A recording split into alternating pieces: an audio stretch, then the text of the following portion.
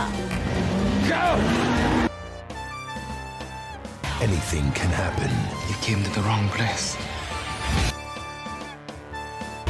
The Fast and the Furious Tokyo Drift. But you don't have to ever quit. You ain't gonna take it no more, since it's almost over now. Almost over now. Welcome to The Good, the Bad, and the Sequel. This is the movie podcast where we're talking sequels, and we do it in two parts. The first, an interview with an actor or someone involved. But that's different this week because this is a hall pass. Me and Jamie decided a few months back that so many sequels in the world, and we want to cover a lot of them. And sometimes we don't have the pull in Hollywood just yet that we can be like, hey, Tom Cruise, can you do this? And he says, no, like usual. But it's so cool that we decided upon this. And I was able to surprise Jamie. If you haven't seen it, go on our Twitter or Instagram, or I'll share it a bunch because it's pretty funny that I sprung my hall pass and I used it on this week's sequel, The Fast and the Furious Tokyo Drift, which I might say this is the Friday the 13th part 5 of the Fast and the Furious franchise, and I'll explain in a second. But first, I got to introduce you to my partner in the sequel watching journey, Jamie Riccardi. Jamie, how are you? Well, I was doing good until we decided to do these hall passes that I was excited about, not knowing that you would pick the one franchise that I absolutely hate. And I've discussed this before. I've only walked out on a movie or shut a movie off, I think twice. This movie, I watched the first Fast and the Furious, shut it off twice, finally did see it, and that was the only one I saw. So wow. I can't stand these, and for you to make me watch this, I hated the movie, hated it. And I know some people that think this is the best one, and if this is the best one, I can't imagine how bad the other ones are. Well, I don't know who thinks that. I can tell you, this is the last one that I saw. Out of all of them, like I saw first one, I saw the second one, and I remember seeing this movie and watching it again. I hate when people drive down my street over 25 miles. I use cruise control like 2 over the speed limit wherever. I don't know, the going fast or in this one drifting. It's not like my forte at all. But I can say I do appreciate, again, a franchise trying something different. And it's so crazy. Like my analogy I just mentioned, it is Hold true. On a second. Wait, they try something different. They're still racing. They raced in the first movie and they raced in the second movie. Different racing. It's still racing. It's still ridiculous racing. And the fact is, okay, so it's called drifting because we clearly know it's drifting. He's never heard of the word drifting before because he didn't know what that was. He's from Alabama. They don't know much down there. The education is not good. Which, by the way, his accent is so ridiculous. It's so southern. It changes a lot. It does, but his mom and dad don't have an accent. So why is his accent so thick? That sometimes you can't even understand him. Yeah. But do you mean his mom, Peggy Bundy? Okay. All right. So first of all, the way they portray women in this movie is awful. Awful. Oh, terrible. Like it really is. Like and I mean, from the student, first of all, he plays a 17-year-old. He looks like he's 30. Wait, all the people in this movie look really old. But yeah, but I wasn't unsure if the whole gang in Japan goes to school. I didn't understand because I always thought they were at a prison in Japan because I mean we're not because you meet Twinkie. First of all, that's his name, right? Twinkie? That's the one I just mentioned before we started that I just saw his name. I just wrote Bow Wow. I'm like, okay. Bow Wow. But his name is Twinkie. And he automatically went right to the new guy and started saying, hey, I can get you whatever you need. Like, I'm the guy that gets... That's like a prison thing. It's like when you get to prison, the one guy always goes up to the new people and say, hey, whatever you need, let me know. Yeah. That was him. And he played that role of getting whatever you need. Well, also, maybe he was like, hey, here's this white guy in a country where he probably doesn't speak the language for the most part, and he learns it pretty quick. Okay. He does not know the language. At all. He sat in that class. The woman, the teacher, first of all, the fact that they're sending him to a school, and I know we're jumping all over the place, but the fact that they sent him to a school that he doesn't understand a word of Japanese, he looks lost. The teacher is like like 500 words a minute at like talking to him. He has no clue. Yet I know. And yet I don't know the time frame, but towards the end, he has a full conversation with the Godfather of Japan in Japanese. Oh, and a Southern Japanese. And a Southern Japanese drawl with it. And so where did he learn that? He he all of a sudden learned Japanese. Okay, all right, we were jumping way ahead, but I just had to throw that there. But to go back to my point, so don't forget it. So, and I think this is a true thing. I know you don't like these movies, which is fine. No. I don't really enjoy. Like, honestly, this is the last one that I saw out of all of them, and I'm not saying I wouldn't enjoy the other ones. It's just that there's other movies I'd rather watch. But I totally agree with that sentiment that this is the Friday Five of it, because after this one, they changed. They jumped the shark. Everyone after this is insane. It's not a racing movie anymore. They're all about like bank heist or stealing the Mona Lisa. They're all crazy stuff. When in the first movie, they're basically being followed by Paul Walker, who was a detective in the first movie, because they had like TV, VCR, DVD combos. They were stealing them. And then what do they do in the next one? Probably going to the moon. Oh, no, I'm sorry. They're flying a car. Jason Momoa has 2 helicopters, snatch on magnets to Vin Diesel's car, and he flies in the air. I can't. I cringe when I see these trailers. I'm like, I really can't. Vin Diesel, his acting is basically the way he acts is the way he portrays Groot. Oh, I know, dude. And that's his acting. Like, I think he's probably a better actor just saying one line, I am Groot, than acting in general, So, like, the fact that he's the main guy in 10 movies is just ridiculous, So, and like, I don't know. I really, like, I cringe when I watch. The only one I did see, I'm sorry, I did see the first one, and then I saw the spinoff of Jason Statham in The Rock. Yeah. And I actually enjoyed that because it was like a Tango and Cash kind of movie. Right. And because it wasn't real. It wasn't Vin Diesel, and it was their own thing that I watched. And meanwhile, from what I heard from everybody else, anyone that likes the franchise doesn't like that one. Oh, really? Maybe they're not allowed to because they're Team Vin. Maybe that's what it is. But no, the first one, I haven't seen the first one, obviously, since I saw it in the movie theater. I remember actually liking the movie because there was like a story. There was actually like some kind of substance with it. But yeah, Doug, I threw it off twice. I threw it off twice and then tried to watch it with my son, and I finally finished it, but I can't. So, all right, let's get this stupid movie going. Let's get into Tokyo Drift. So we Sean Boswell is the main character, and he was just in Fast 9.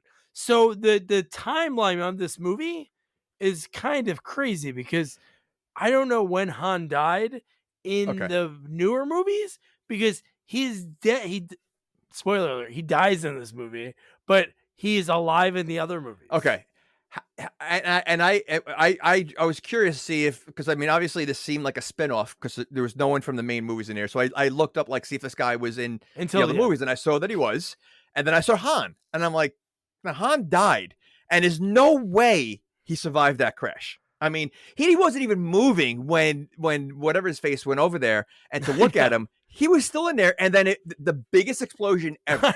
So if he somehow escaped, nobody saw him. Like, it's so ridiculous that he's alive. No, definitely. But yeah, so we get Sean Boswell. He must be going to school. It must be L.A. I don't know if we saw anything, but it's like East LA. You saw all the security guard cameras. He's getting checked for guns at the door. Outside. No, it wasn't a door. It was outside before you even get into the school. Oh, well, those are those fancy LA movie high schools. Everything's outside. It is? Yeah, is that how it really is? Yeah, they're always like that in movies. It's always the huge campuses. Yeah, I just didn't know that the metal detectors would be right at the gate before you even step on the campus. So I gotta tell you, this opening scene might be the craziest scene in sequel history because of not only what they do, is what some of the characters' like mindsets are and how they flip on a dime. Like, okay, there is something that happens in this movie that I can't believe they were doing. They were what, a piñata? What do you mean with a piñata? They were hitting a piñata that was an Indian. Oh, I don't remember. It was a hanging Indian. like a a regular Indian, and they were hitting it as a pinata. Oh my god! Like a Native American or A Native American, yes. Oh my god! In the beginning? In the beginning. Oh my god! I missed that. Jesus. Yes. That's what I'm saying. Like I was like, what? Like, was that their rival? Because did you notice the patch on his Letterman jacket? It was like a shark. It was a duck on. Oh man! It was like a professional team's logo, but they put like a duck head on it.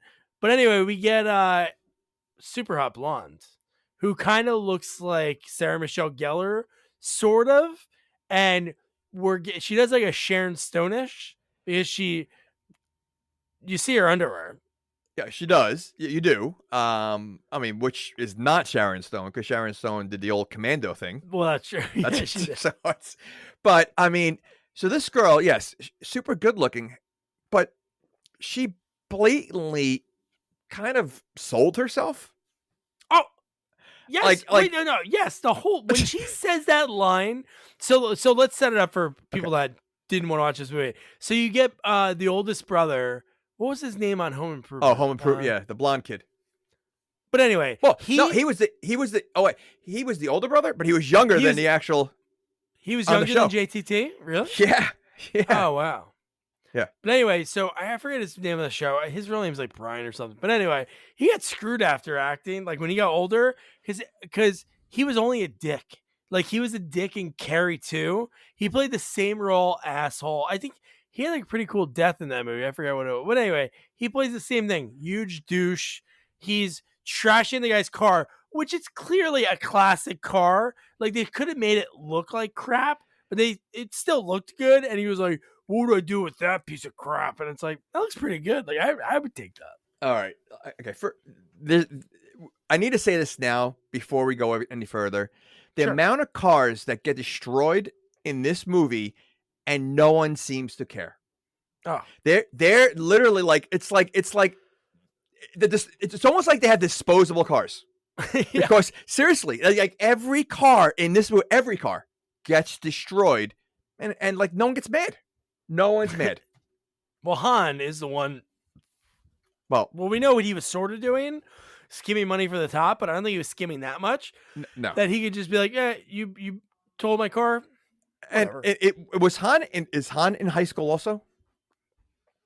No, we didn't. I didn't see him in high school. Okay, that's what I mean. So only the Southern guy was in high school.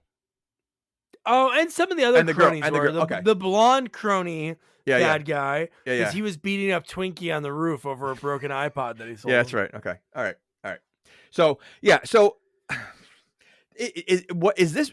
Is this a real thing that people, instead of getting in fights like fist fights, they take it on the road? Did this ever happen? Like no, like even it like happened. I think it happened in the Footloose. 60s. It happened in the 60s.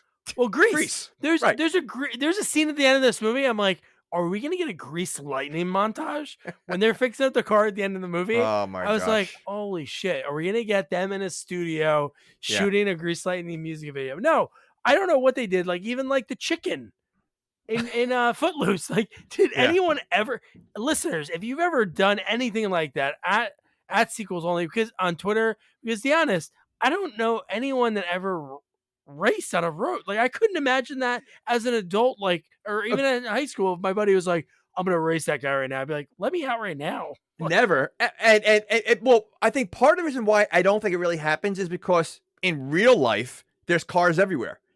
In this world, there's never a car around. Like when in the beginning of the movie, when they do that race and they go into the town that is, I guess they're building all these houses, which there's absolutely not one worker working there.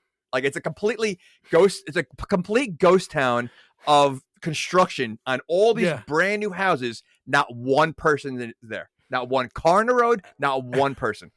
And everybody's off. Hold on. This is and it's a school day because clearly they met at the. So you're telling me during the week that clearly each house is like being built. Not one person. And this is like a theme throughout the whole movie. Every time they're racing or go, there's never anyone around, and it's always the longest roads ever. Like this is a neighborhood. They're building houses in this town, in this neighborhood. How long is that road that they just keep going? It's like a highway. Yeah. No, it was obviously over a mile for as long as the easily seat a was, mile. like, and Easily. they're zipping through, flying through houses, like you want. So now we can talk about like what the stakes were, because he goes, I only raced for pink slips, which I don't know if he ever raced for pink slips. To say that comment, you should have multiple cars. If you say I only race for pink slips, you must have cars, or you lost a car, because it seems like he probably never did that before for him to say that phrase. But when douchebag Brad, I think that's his real name. He looks like a or his name Brad. from the show. He looks like a Brad. Yeah, I think he's Brad. But when he goes, what was that? What am I gonna do with that piece of crap? This thing's worth 60 grand. And he go, oh yeah. And when he goes through all the stats on it, he's like, oh, that's great. You read the manual. And I'm like, oh my God. All right. So he says it's worth 60 million, but he has no problem hitting him, the other guy, with his car. Oh, dude, 60 grand. My dad would 60 grand. You'd be murdered. But then we'll get to that part. Why Okay. What starts that is Okay, even crazier than what she says. And before you get there, one more thing I need to say. So this guy, Brian, or Brad, what's his name? The main guy, Brian? I think his name's Brad. Oh, Brad. the main guy's Sean. Sean. Okay, Sean's the main guy. Oh, Clay was Zachary Ty Bryan. That's the actor, Clay. Okay. All right. So Sean, he clearly is into racing, and he's always in trouble racing, and he is not a good driver. Until he does his training, his Rocky training later on, he literally loses and crashes all the time. Like, he's not a good driver. So why is he into this like driving thing? He's not, he doesn't know how to drive well. And the fact that, again, he doesn't know drifting, because if anyone that's played Mario Kart knows that there's drifting involved. And Mario Kart was, and because he knew Donkey Kong, because he mentioned Donkey Kong, so he should know Mario Kart. Yeah, he should know it. But no, now to get to the line, I just looked up that girl because I'm like, she looks so popular. Her name's Nikki Griffin, and her main credit, she was in Dukes of Hazzard, the movie. Oh, she was on OC for a while. She was just on the OC podcast, so she probably knows our buddy, the director of a bunch of the OC episodes. I can't think of his name off the top of my head. But no, so the craziest line ever is the fact that she goes, well, whoever wins gets me. And you're like, okay, this is crazy, because obviously Clay walked up and saw them making eyes at each other. And then he's like, okay, sure. And she's like, what, you're going to win, right? And I'm like, what the hell's happening? So they start the race, okay? And what are we going to, that's what I was thinking at the end of the movie. Like, usually, like, when there's fight scenes, we can talk about things, but when I'm going to be like, hey, Jamie, remember that turn they made? It's like watching NASCAR. Like, how do you recap that? Like, one person did more circles before the other person. And before you go into this race, I forgot to say this. So this is when I knew, and I already went into this movie, no, I'm going to hate it, but this is when I knew I'm going to really hate it. The first line of the movie, because the whole beginning is kind of a montage of, spray painting the fat kid. Like, I mean, I don't know what kind of school this was. Oh my God, dude. Yeah. They took him out. The worst was the setup of that. We saw him getting drugged into the hallway. Yeah. And they cut to Sean doing something. They cut back and they're spray painting. They're spray painting the kid. I mean, there was a scene where a teacher's like basically sleeping at a desk while they're dragging another kid out of the room, and he's like trying to. So they're so the first line, I think, was when someone said to his car, "Nice ride." And he goes, "It does the job." That was the first two lines in the movie. And I'm like, if this is the dialogue and this is what we're starting, I go, I'm going to hate this movie. So I just wanted to say that. Nice ride. It does the job. Okay. But I did like, because this makes you think of what era of movies we're watching right now, the time frame. And I think, honestly, it is a bad choice based on the year now, thinking of it, because this came out in 2006. Bob with the Ba came out in 98, 99. Still a great song for a movie. But the reason I know in 98, 99 is that was in the trailer for Star Wars Episode 1.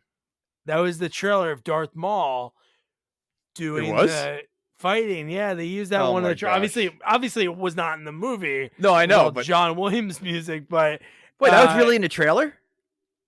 Mm-hmm. No, it wasn't. Yeah.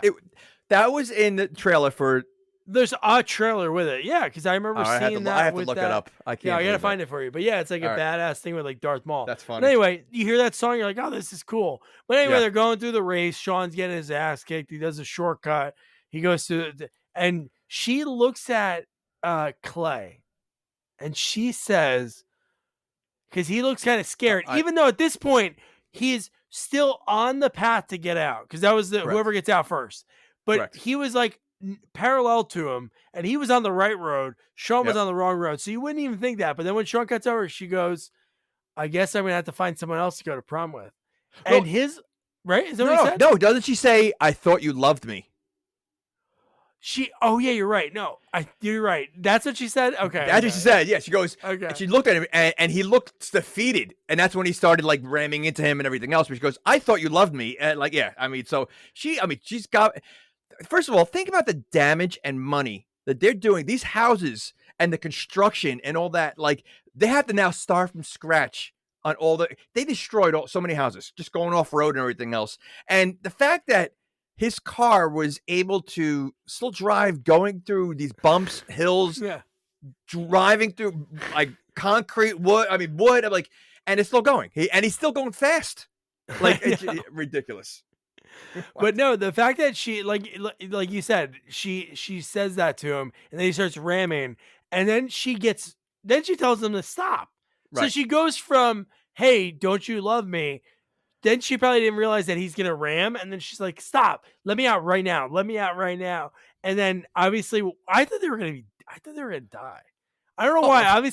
Obviously, Sean would go to jail, but when they spun out at the speed they were going, hitting a cement, like those big cement cylinders, I'm like, they're dead. And then he rolls over like 20 times. He's fine. Okay. Did you notice what was floating in the air when he flipped over? Oh, was it product placement? It was a bottle of Tabasco sauce, hot sauce. In slow motion, you literally see like it clearly comes into focus. It's a bottle of hot sauce, which not sure why you have hot sauce in the backseat of your car, and it literally, you could see it clear as day coming right to the front. Like it's like they purposely showed that I guess Southern people, use hot sauce all the time. Oh yeah. Justin Lin, the director, was like, hey, Tabasco? Yeah, who's this? Justin Lin. I'm directing the new Fast and Furious Tokyo Drift movie. Do you want to be in it? Yeah, how are you going to do it? It's going to be a cool product placement. Car's going to flip over. You're just going to fly randomly into the screen. We're in. Unbelievable. They were like, you know what? They're using an old lady for Frank's Red hot sauce. She puts her shit on everything. We're going to put our shit in a Tokyo Drift movie. You saw it. I didn't even notice it. I was probably like, I can't. I'm telling you, I can't believe you didn't notice it, because I'm telling you, it's like purposely slow motion, because the whole thing was slow motion when he's flipping, and you see the hot sauce go right across the screen, right in front, and go, oh, yeah. So the one thing I do say is, I think a strong part of this movie, again, if it was a different type of movie, and I know he's been in a ton of stuff. When you say different type, you mean like a good movie? Yeah, or like more of an action movie, because I'm not like racing isn't like my like cup of tea. It's not like Cannonball Run. It's like my kind of rat race, or it's right. My world. I'll take that. But Lucas Black, he's been in a ton of stuff like over the years, and I think he definitely has something, because it did make me laugh. I think I sent you the gift the other day when he's in the waiting room, and that girl who wanted him so bad, right? She wanted him so bad. But then in that room, she was disgusted by him, even though she's the one who made her boyfriend ram into him, right? So that was the start of this like carnage. Well, she was disgusted because he smiled and he had like blood all in his teeth. I know, but I love that. It's so awesome. I mean, first of all, the fact that they both walked out of there like normal, like nothing, yeah. So. Yeah, but did she really want him? I feel like she does this, like it's not the first time she's done this.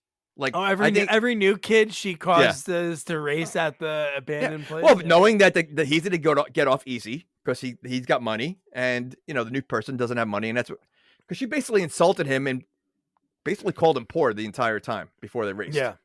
So yeah. Okay. Damn it. But then, but he's not getting off easy, right? His mom shows up, Peggy Bundy-ish. I did like when they were in the waiting room, the guy, when they're in like the interrogation room, and the guy's like trashing him, calling him basically, you know what they do to people like you? People like him, he's going to go home. It's going to be fine. People like you. And then I love his only response like, can I get my car? It's like, He goes, "Where's my car?" he goes, well, we crushed it. He goes, you did what? And he's trying to fight the cop over a car that he won't be able to afford to fix because he's a high school kid. Seems like his mom dates a new guy every month just by like her looks. I got news too. I think his dad and mom date someone new each time. Oh, well, the dad has a prostitute. Clearly. I mean, so and the mom and the mom acts like one because she's hitting on the officer who I'm surprised like didn't even budge. Like he didn't even like, you know. How what about the irony of her going, can I smoke in here? And then right behind it says no smoking on the wall. That was amazing. Yeah, sure, Red. And this is like clear, like around the time when we find that he's 17 years old. Yeah. Which is ridiculous. He's got a receding hairline and he looks like he's 30. He's not 17. What do you think he was when this movie came out? He's got to be in his mid-20s. I would think mid-20s. There's no way he's like, I could see like the girl look younger in Japan. Like she looked younger. Like I feel like she's 24. Okay. That's not bad. That's mid-20s. That's not bad. You're right. No, I'm not saying you're wrong. I'm saying that's not bad for playing an 18-year-old. Just think about all the movies we grew up loving. 18, he's still in high school. So that means he's 17 in this movie. Okay. That's almost 10 years. Well, it's 7 years. Okay. There's a big difference between a 24-year-old and a 17-year-old. No, there is a big difference for acting wise. There's so many of those movies that but some can pass. Like, listen, Michael J. Fox at the time, he could pass for high school. You know, Judd Nelson? Judd Nelson was a high school kid? In the 80s? Emilio? Listen, high school kid? Paulie in Rocky was 35. I know. I can't believe that. That's mind-blowing. That is mind-blowing. So, Judd Nelson. Oh, listen, Anthony Michael Hall looked like a high school kid. Oh, no, he was a high school kid. His age, we watched it the other week. All of those people, I think most of them were around then. Oh, 16 Candles, him and, what's his face? What's his name? From from Con Air.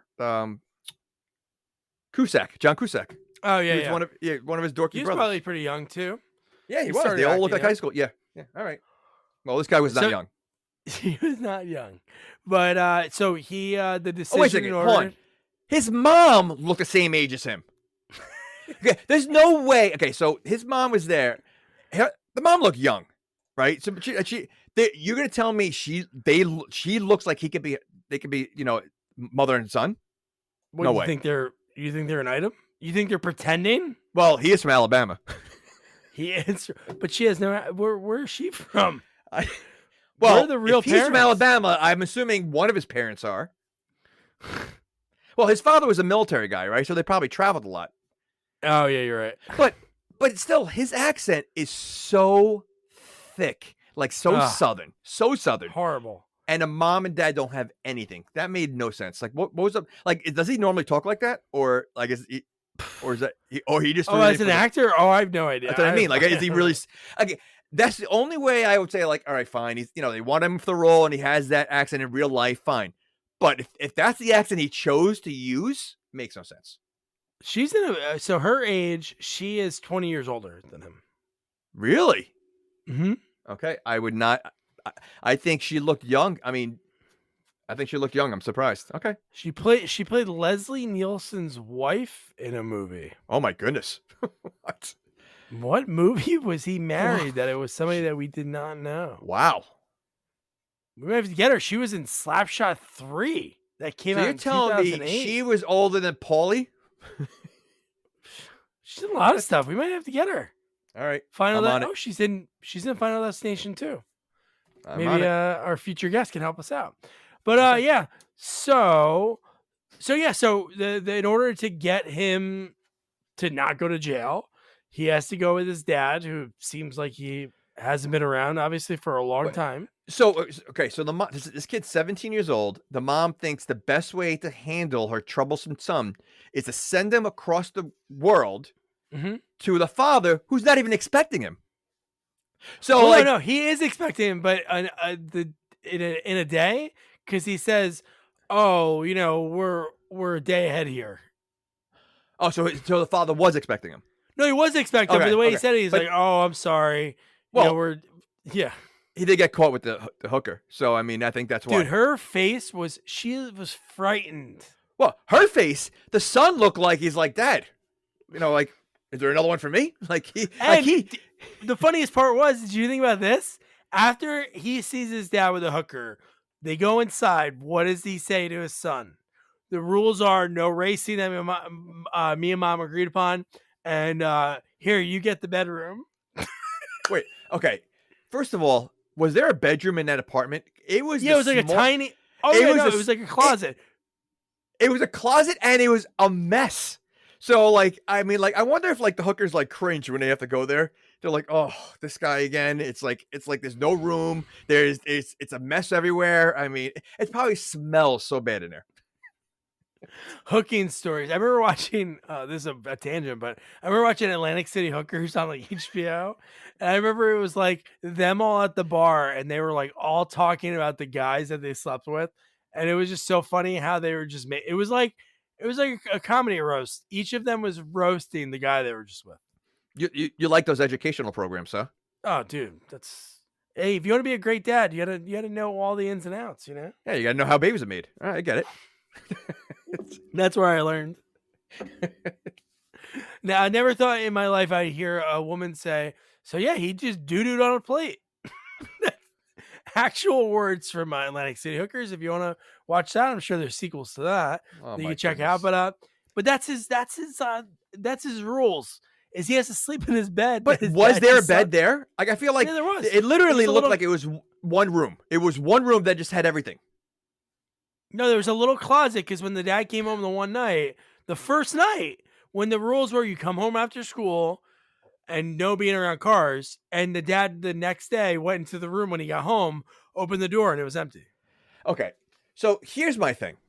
So the mom is sending him there because this kid can't stop racing and he's always in trouble. So, but can he not stop racing? I know he got in trouble like 3 or 4 times. Like he has priors in different states, but it seems like, does he race once and get trouble? Because that's what it seems like happened here. It was one bad race, and they have to move. No, I'm my guess is obviously he's got a racing addiction and he just can't. But the fact is, it's got to be known that where the father lives, it's a racing town. I mean, clearly, they have these underground, lair with all these cars and they're constantly racing. So it can't be like new to the father that he doesn't know that there's racing going on where he lives. So what makes you think that this would be a good place for my son to go when there's a major racing capital where he's living right now? Or if the mom caught him when he was with the hooker and he just wasn't even paying attention. And he was like, she was on the other end, was like, Sean's in trouble. He's got to come with you. He's like, oh yeah. Oh yeah. He's got to be on a flight tomorrow. Oh yeah. Oh yeah. Oh yeah. Yikes. I'm coming. I mean, he's coming when? All right. 7th? You're going so far off the rails right now. I feel like we're back doing one of those old movies that forget the guy's name. But anyway, all right. Next. But no, so he goes the next day and he has his uniform ready. So his dad's pretty ready because he's going to school and he has like his shoes, like their special shoes he has to wear to school. So there's like this whole get up to his private school that he's enrolled in a day. In a day. Like, is that how does he know where to go? He doesn't understand a word. He's able to find his way to the classroom.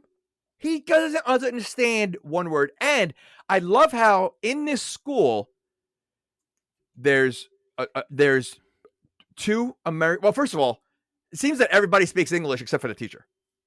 Oh, I know. Well, throughout the whole movie, everybody speaks English. I said everybody speaks English. I know. Except the teacher not only doesn't speak English, she speaks so much Japanese. Like it's like so strong that like I don't even think the English speaking Japanese kids can understand her. Yeah. Or the gang when the gang is talking business, like the younger gang members or the older gang members. And I had to say, the main gang guy, the uncle, not Japanese. Like, not Japanese at all. I don't know, but he didn't look Japanese to me. Well, he's the guy from he's in Kill Bill. Oh, he is? The main He's guy? the one that, you see the movie Kill Bill? I've seen Kill Bill, yeah. He's the one that gives Uma Thurman the sword. Really? The main guy? The sushi. The white hat? Sushi. The guy in the sushi place that it was. She goes there to visit the Hanzo sword or whatever. Yeah. Well, anyway, that's him. But okay. So really? Okay. The fact that there's only one, it seems like Bow Wow is the only other American there. So like somehow he's there, and automatically I feel like even like the gang members, they all got attached to this new guy really quick. Like Han, like what was like I don't understand. Like he's a new kid at school. I don't think they would really pay attention to him, and he was able to attract everybody in 2 seconds. Well, do you remember when you were young, the new kid always got, the girls were always into the new kid. They're like, oh man, what's his story? What's the his girl thing? But I mean, the the fact girl, that Bow Wow guys, immediately, like, hey, who's this guy? But you're gonna tell me that it didn't seem like a prison, like the way Bow Wow approached them, and I know, literally, like it was like so like, listen, whatever you need, I'll help. I get you whatever you got. And my guess is he doesn't speak Japanese either. No. And his story we know nothing about, because all he says to Sean is, yo, you're an army brat too, man. Hey, man, I'm an army brat. And then he's like, no, I'm not. And that was it. And then they didn't mention it again. We had no idea his backstory. Nothing was involved. And then the main girl, I forget her name. I wrote it down, but she was from Australia. So her story was that she was from Australia. That was it. And then everybody else is Japanese. Is that normal? Like in Japan, like in schools, you get, just a couple of English speaking, from all over the world and thrown to classes and that, no idea. Like, I don't know. That seems kind of hardcore. Full Japanese. And I love that when he was flirting with the girl and his screen name was Bama Boy, and the whole computer, everything on the computer was Japanese except the AIM chat back and forth was in all English. How is he able to figure that stuff out? Wouldn't it be a Japanese keyboard? Like, of course, a Japanese computer isn't right. What we're Japanese letters, correct? Yes. Yeah. And he doesn't seem like the brightest bulb, so I can't, like, he's destined to fail going to the school. Like, the mom, talk about bad parenting. I think because she seems to be kind of a hoe herself, so she's like, you know what? Let me send my son out of here so I can really just work on my job. But we do see it like right away with Twinkie when he talks about his car, which is it's so funny. I'm not saying a movie nowadays would be able to do that, to have a Hulk car, but at that point, Marvel, they never thought Marvel. Right. If somebody told you in 2006, like, Marvel's gonna be like the biggest thing ever, it was like, okay, there was like X-Men. Was there anything else out at that point? Probably. Oh, Incredible Hulk. They had a couple Hulk movies by then. They might have, but would that be cool? Like, Hulk is a cartoon. No. And he was so excited unveiling it. Like, he kept looking at his own car and like smiling. Like every time he sees his car, he gets all excited. It's the Hulk. And he lets this stranger drive his car for the first time. A, you don't know if this guy's a bad driver. B, he might be a good or bad driver, but then he has to remember to be on the other side of the road and follow different rules. And literally, how long has he known him? One class? Oh, one class. Barely. And they're like best friends. So like, because it looks like Bow Wow doesn't talk to anybody else throughout the whole movie. So until what's his name? Sean gets there, Bow Wow was by himself the whole time, outside of selling what he's selling. His thing was weird because his relationship was weird because then he was part of the other clique with the other kids that were like in the Han's friends. There were Han's friends that were still in high school because Han wasn't in high school, and then Bow Wow was with all the girls in the one scene because he was at the party before Sean got there and later in the movie. But also, how did he get all that stuff? Everything he's selling, where does he get it from? Probably like we buy things from China. He gets it from China, like the knockoff stuff. Okay. He had an iPod that was broken. He got his ass kicked before it. He's like, I don't issue refunds. Yeah. Okay. All right. So And he gets stupid. pissed off when Sean saves him by saying, "I'll give you my iPod." And he's like, "Oh man, now people are gonna think I give refunds." And I'm like, "This guy was beating your ass." But you know what though? He does have a point then, because now everybody's gonna want a refund. I'm assuming it's not the first broken thing he's sold. Oh, So maybe that's why he has no friends. That is exactly why he That's doesn't have any probably friends. it. No, but the reason he knew that because he was trying to sell him all the stuff. And he goes, "Hey, what's that steering wheel for?" And then that's when it revealed because he's addicted to cars, man. He's like, "Oh man, what's that steering wheel?" And boom. Is it possible to be addicted to cars like this? Because he seems so the fact that the father said no racing, no that like so they clearly it's a problem with their son. Can someone be addicted to cars? I would think people can be addicted to anything. But do you remember MTV True Life? Do you remember the guy that was in love with his car? That's a good one. Did he have sex with the car? I don't know. But I mean, did hear. Listen, I do. There was one part when he went to the gas station, and the gas station attendant said, "Fill her up," and he goes, "I already did." Wait, so that was like a serious show? Like he was really in love with the car? Oh yeah, do you remember that show? No, there was one that the guy said, "Okay, I'm addicted I don't to watch eating." the educational shows that you watch. You know, you watch clearly it. watch. You know." About hookers in Atlanta and guys that love their cars.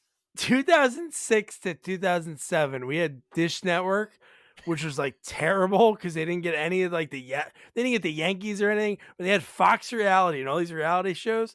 And I watched Eliminate, The Fifth Wheel all the time.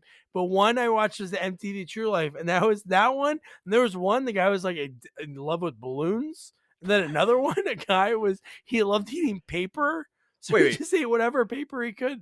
That one I've seen because of my strange addiction. I've seen people eat paper. I saw someone eat a sofa. Like he was literally eating a sofa, and like I'm not kidding you. So I saw that. But so when you say that, like they're in love with balloons, in love with the car, like are they like kissing it? Are they like carrying it around? Like when you see, like I'm being serious. Like what does that mean? Like you're in love with balloons? That's like, a great question. Are they like? Remember that do they like much? lay naked on like a pile of balloons in a bed and like roll around? Just tie balloons to their. Or does he make like balloon animals and like balloon people? He makes balloon people and he sits them at the table. Oh, no, but when it comes to the cars, but Sean is somehow addicted because he sees the steering wheel. And they should have done this. Like he starts twitching a little bit, scratching. Like he's an addict. And he's like, "Oh man, what kind of steering wheel is that?" But then from there, we go to something that I didn't think could exist, but it does. Just like the development in LA or wherever they were out in California, the fact that was abandoned, just like this abandoned. This is it's not like this was like gnarly looking that the walls were all collapsed. It looked like a brand new parking garage. Brand new. It was huge. Yes. I mean, it's big enough that they can race, and not one car there outside of the ones that were driven there to watch the race. Yeah. Like not it seemed one like they car. locked. Well, do you remember when they got there? They had one of their people, which is so silly because if like a random person who wanted to park there in the neighborhood, like, "Oh yeah, we're late to dinner. Can we park in this garage?" They had the parking attendant guy, like a random guy that was like, I guess running it, that was letting people in. What would he say? Like, "Oh, you're not a racer. You can't come in." Like, it's ridiculous. And literally they go through cars in this movie like again, like the disposable cars. The number of cars that are just beaten up and no one seems to care. No, not at all. But one thing I have to give a props to this movie, because obviously stunt people, what they do is amazing. Stunt drivers, we chatted with a few of them. Unbelievable, man. How great it looks. Like the shot of the people. That was unbelievable. When they did that drift in the city, holy shit, that looks so cool. One person got hit. You mean that one? That scene? And that was the only, like, I mean, listen, the driving in that scene was ridiculous. I mean, the weaving in and out of the cars and like, I mean, how fast they were going, like not one car got hit. Not one car spun out. Not one car, like, yeah. Now, obviously, not they're not only going to that- show the mistakes in the movie, but even in the parking garage when they're going up the ramp, that sometimes I'm nervous to drive up. Of When it's course. so skinny. When you see these people like sideways going, you're like, oh my god. Yeah. And, I mean, listen, again, I don't know if it's possible to go that fast up those ramps in a garage. It's impossible. They're so like, you really have to like hold the steering wheel tight and slow down because it is a tight turn. And, I can't imagine cars going that fast, let alone having enough room to drift all the way up. I know. Without hitting the wall. No way. But they did it. That was real. This 2006. There's There's no way they had the technology to make it look that good.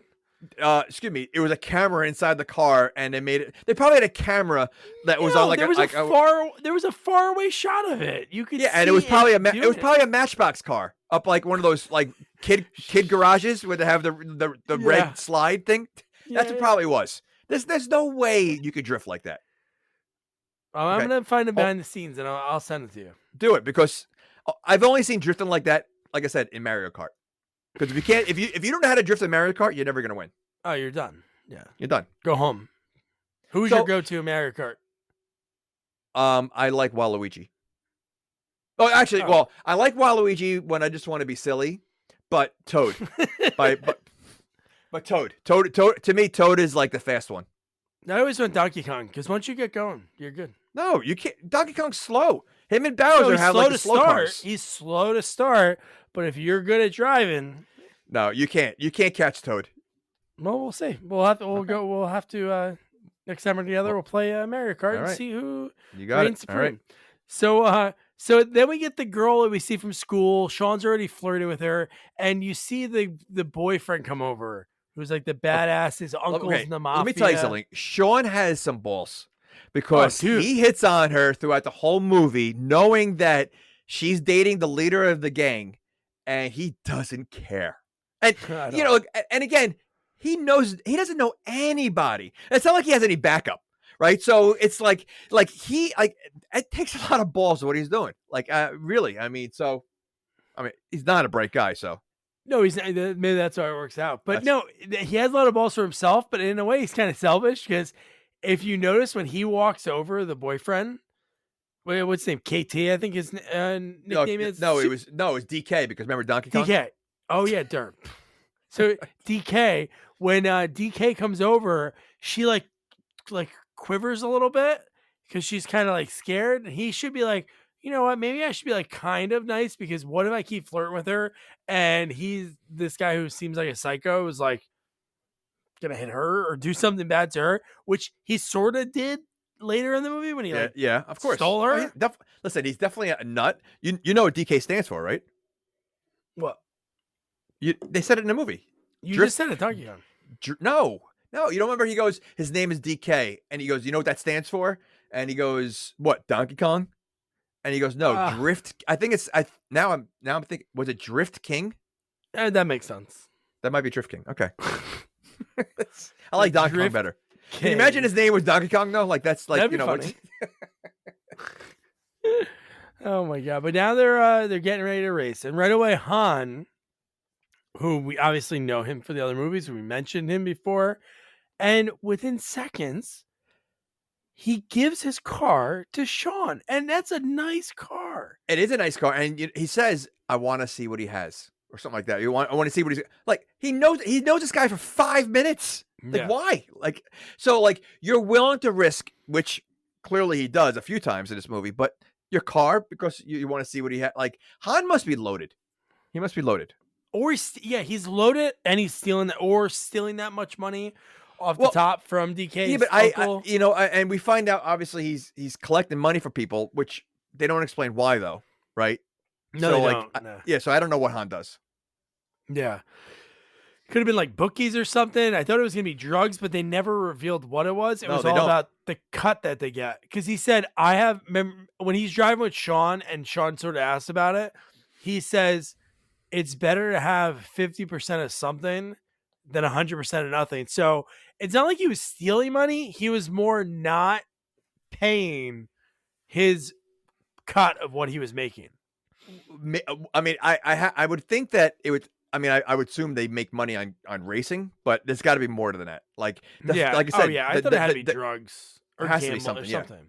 I mean, that guy that we'll talk about in a little bit that Sean goes to collect from, that had to be something pretty heavy. I mean, he was pretty heavy, but you know, so it's Double Yokozuna, that guy. oh But no, my goodness. you're right. To give somebody a car. This isn't like a game of pickup basketball, and you're like, I'm gonna pass that kid, see Right. what he has.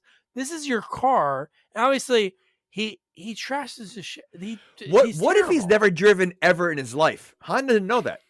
So like No. the fact that he's saying, yeah, let me see what he has. Like, what if like the guy, like he talked a lot at big game, but he's really like, listen, I don't have a license. I don't know. Like, you know, he's Yeah, never yeah. driven. And yeah, I mean, like the fact that he basically crawled up that's still banging into the wall, clanging everything around. That's how, you know, he got there. And Han didn't seem that upset. He was kind of cool with it. He just said, And not "Don't only- leave town." And don't leave town. And even Sean didn't seem that upset. Oh, dude, I wrote here. If that was me, and I like when Sean crashed on the first turn, I would have stopped. I would have took the Okay. keys out. They'd be like, Stopped. "Oh, I'm not gonna win." Wait, stopped. I would have just left the car in the bottom of the parking lot and ran out of there because, I mean, why even bother rolling up? Like, first of all, that's embarrassing. I mean, like you talked a lot of crap to the main guy of the gang, and you couldn't even make it up the hill, and then you're gonna roll there banging around, and everybody's gonna see this, and then you gotta meet with Han, who you borrowed his car. Yeah. They don't know you. You've been there one day. Get out. I would have ran so far away, and I would have said, "Hey, give me the plane back to America." Yeah, I'll go to prison. Yeah, tell them to go to prison. 'Cause- No, but I love Yeah. everybody. It's so funny. There's only like one race a night, it seems. So like everybody's laughing at him, but I bet you none of those other people have a nice car to race because it just seemed like it was so silly that it was like, all right. Because even later in the movie, it's like one race. That's all we see is one race. We don't see like Bow Wow race. It would be good No. to see like Twinkie race somebody or somebody different. No. No, Bow Wow should have raced. Then, we already had and died in the race. But then I was saying we already had a Han chase. Yeah. So we didn't have a yeah. race. We had a chase. So we had a race at the Han end. was a good and racer. chase. Who? Han was a good. He Oh. was good in that getaway, and the way he flirted with those Right. girls. He was good. He died. He crashed and died. Well, he got hit. That's why he died. Okay, but so what does that mean? Yeah, if you're a good racer, you win and you make it to the end. If you're a bad racer, you crash and die. Dale Earnhardt Sr. was a pretty good racer. Didn't he die? I mean, I'm just saying. It's too soon, but I'm just saying. Dale Earnhardt, yeah, NASCAR fans, we love Ugh. you guys. But yeah. Anyway, so God, so when Sean, this is a scene that I laugh at so much thinking about because it's so funny because it reminds me of like a drug commercial. Like you come home, you smell like weed, and your parents like, where were you? But when the dad is pounding beers, like I love the trope of the dad pounding beer. I gotta make sure I do that when my kids are old enough and they're out late. You have to make sure you don't throw the bottles out. They have to sit on the table. So the person that comes in has to count real quick, like, oh shit, they had 7. They're pissed. like they have that there. But how drunk his dad is. And I love he gets up and he goes, where were you?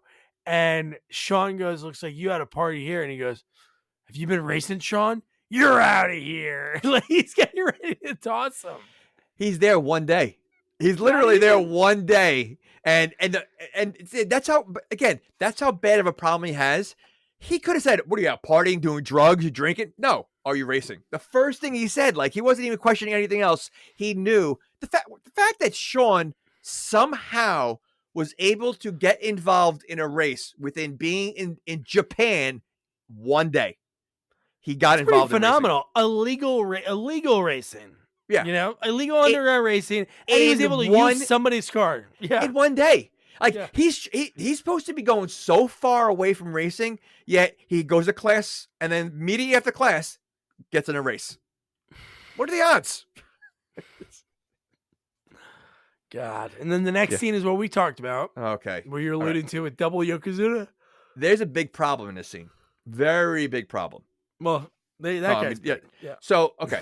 So I guess Han is going to make Sean work to pay off the car, which the car seems pretty expensive. So I'm assuming that Sean's going to have to do a lot of work for Han.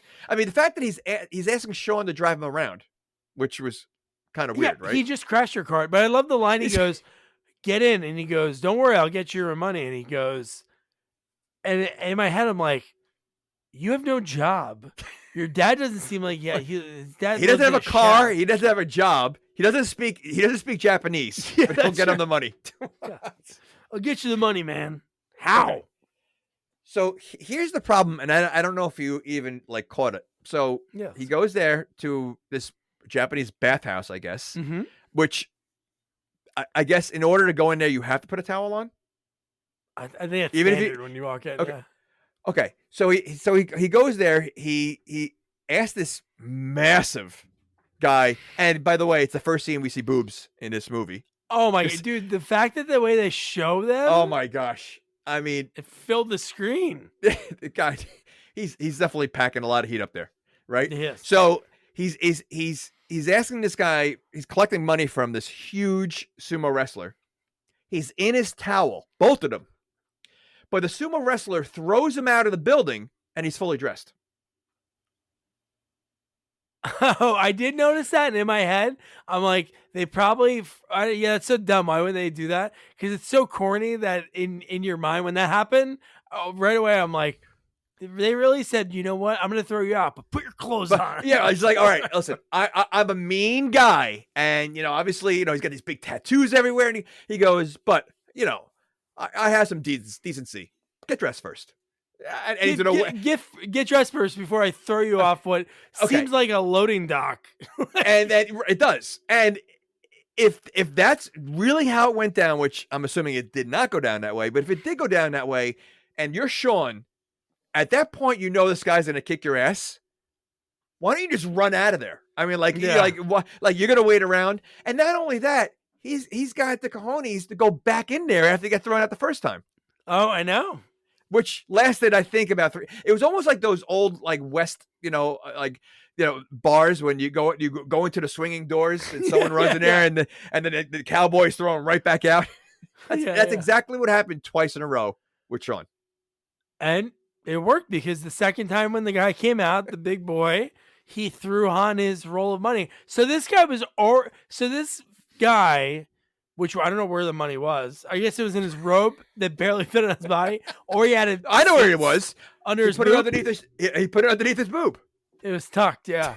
But no, it was so funny that he was like holding on to the money, waiting for the moment that Han would be around. Because who walks around with that much money? I don't know how much it was, but obviously it was significant enough that he would just had it sitting there. Han, here it is. Wait, not only that, so clearly he was going to pay Han anyway.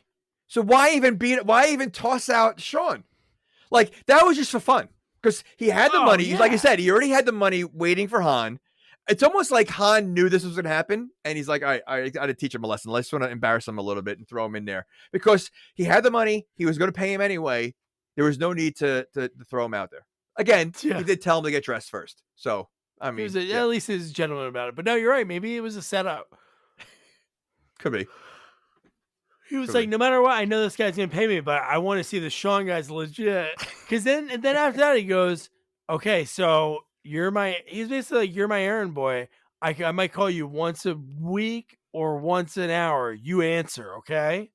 So it was like this little connection. And then from there, they go to they go to that card game in the back of an arcade. Yeah. There's like a lot of it just. Is that how life is in Japan? Like, I just feel like it's just, and again, this kid's 17 years old in high school, and so is Bow Wow, and yet they do all the most illegal underground things the entire movie. Yeah, no, there's no rules here. Even here's when he starts talking about the money, and I wrote down like, what was it, like the shipment? Because he said, "When's the shipment coming in?" He's overhearing DK and Han talking. And I'm like, drugs, car parts, nothing. ever was mentioned at all. No, this whole movie. And wouldn't you be nervous though? Also, going to this where the gangs are hanging out, you're like, you're clearly already not likable, and you destroyed one of their cars. Like, wouldn't you be nervous, like just meeting up with them? Oh yeah, dude. And then the fact that it's all these, it's like everything's a speakeasy, hidden doors, because they have this is a hidden door, sort of, and then there's a door beyond that. But later, how about when they go to the club? They're in a bar that's like a divey bar. They go through like a hidden door, and then they're at this bright club with girls dancing and bow wow. Yeah, well, clearly age doesn't make a difference. You know, it doesn't matter what age you are. You can hang out at all the clubs you want down there. Yeah, no rules at all. But yeah, so Sean's dad. So Sean calls his dad. How about this? This is let's call it day 3 at the most. So he already like got caught racing, came home super late. And again, I don't know what time of year this is. So maybe it is the time when it gets darker in Japan. I'm going to say no, like darker earlier. But the fact that he's on the payphone and he goes, "Hey dad, I had to stay after school, for some extracurricular activities." And then he doesn't even finish the voicemail because he sees the love interest. He gets on the phone real quick. What are the odds of that happening? That she's walking there exactly when he's on the payphone. But right. Does he really think the father's going to buy the fact that he's actually doing his schoolwork? No, not at all. Not at all. And he's very serious when he makes that call. Like he thinks he's going to get one by on his dad. He has his girl over anyway that night. So Yeah. maybe he was happy. He had his geisha girl over that night. But and she's not even Japanese. She's not even Japanese. I don't know what girl. nationality. Yeah. Oh, I don't remember what she looked. I just remember she had her head down and she looked very ashamed. She's like, "Oh no, damn it!" Yeah, God, that must be awkward in that role. Like if you're like the prostitute, and, like the son comes home or the wife comes home, or it's gonna be kind of weird. Got to do the walk of shame. Or do you think hookers are prepared for that and they have like different costumes? So right away they could throw on like a wig. I'm just a electric company. Just checking the. You know what? If they don't, they should start doing that. They should, because you know what? Then a lot of people wouldn't get caught. Hey, honey, I hired a maid to clean the house for you. Yeah, it was a cleaning service. A plumber. Oh, honey, I know the plumber. You can see her G-string, but you know what? They should also have like they should put like one of those stickers on cars when they pull up to like having an affair, just in case someone stops home. Listen, the car's outside. It says maid service. Yeah.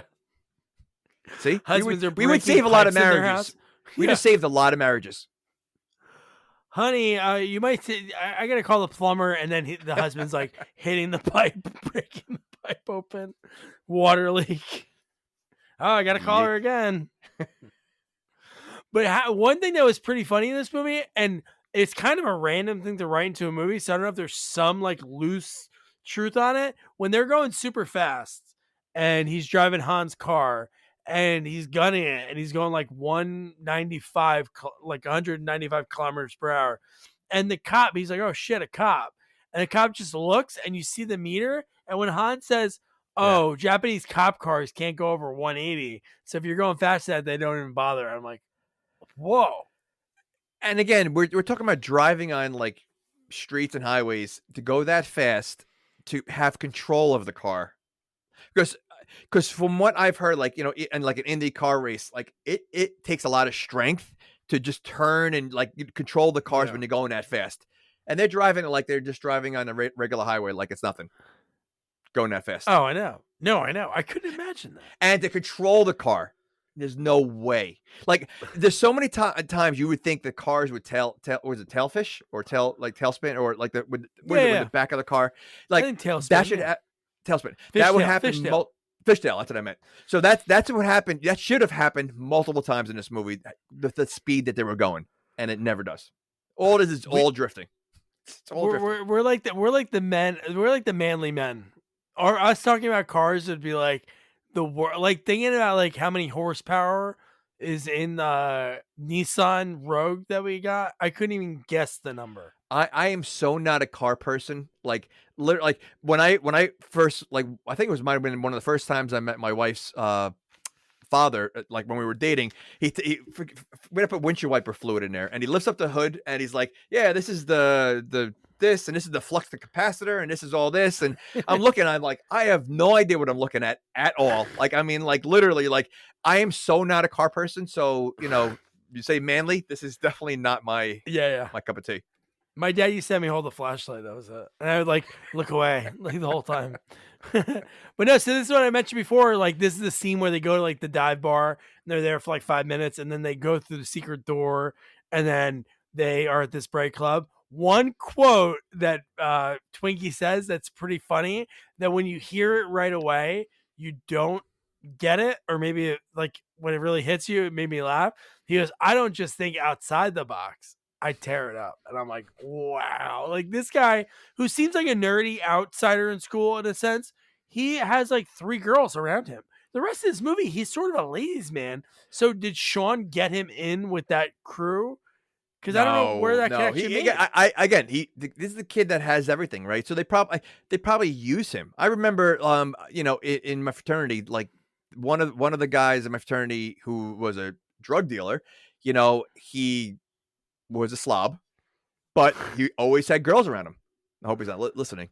But he always had girls around him because he gave him free weed. So I think it's the same thing with Bow Wow. I think, you know, because he's always got, you know, whatever they need, he just uses that to his advantage. Yeah. So it worked for him, and then they go from there. So they go from dive bar to bright club through another door because Han's like, this way. And if I was Sean, I'd be like, all right, obviously I'm into the Australian girl, but I got to see what this next room. And then they go into like a ginormous auto body shop. So they open that room and they play like the song that was big then, the whistle song, that rap song. Yeah. And you see all these cars. And in my head, I'm like, how much is this worth? Like, where are they getting those cars from? And how, like, it's insane. Like, it's Han's loaded. But he's got to be. He's got to be. I mean, like, can't skim off the top that much money. Like, that's insane. It's and clearly, like, the gang doesn't know what Han's doing. So, like, how are they missing some of these things? Like, how are they missing some of the cars, or like or the money that he's taking, because it's a lot. You know, like, it's definitely loaded. So, like, they should fire their accountant. Enough to murder him. Or that. Enough to be like, you should kill him. Yeah. Because he looks at his paperwork. He's like, oh, I put it on spreadsheets for you, Uncle. And Uncle is like, yeah, but did you notice that your partner's been skimming money from you? So he had such a strong Japanese accent, the uncle. Like, he almost sounded like the guy from Karate Kid 2. Oh, Miyagi, yeah. Miyagi. Yeah, your son. No, he did have a super strong accent. So yeah, we see this place. He gives him another car. He gives Sean a red car that he's like, yeah, you can have that one. And it's like, that's still pretty nice. So that's worth something. And then we get like the great foreshadowing in the movie. The next day when Sean's getting ready to go to school, the dad is restoring an old car in the garage. And that says a pretty great quote. He gives him that quote. It's like an old Japanese saying, like, a nail that sticks out gets hammered. I'm like, that's pretty good. Because he was telling basically like, hey, dude, you're the white kid at school. To be on time. Because he was like, get out of here right now, so you're not late. Do we know why the dad isn't living in Japan? Why he's living there? He's military, so that's what he has, like a military day job. He doesn't wear a uniform once in a movie. He seems to always be home and drinking. So is he really in the military? I feel like he's not working. Honey, I'm still in the military. He's discharged. He's just collecting the check. Listen, he's got hookers all the time. He's drinking all the time, and he's home all day long. Not sure what he's doing. Sounds pretty good. Maybe he's a pimp. Maybe he's a pimp. Yeah. Maybe that's why she looked so disappointed, because she just got her weekly review. Only 7 hand jobs? Come on. All right. Pick it up. Really?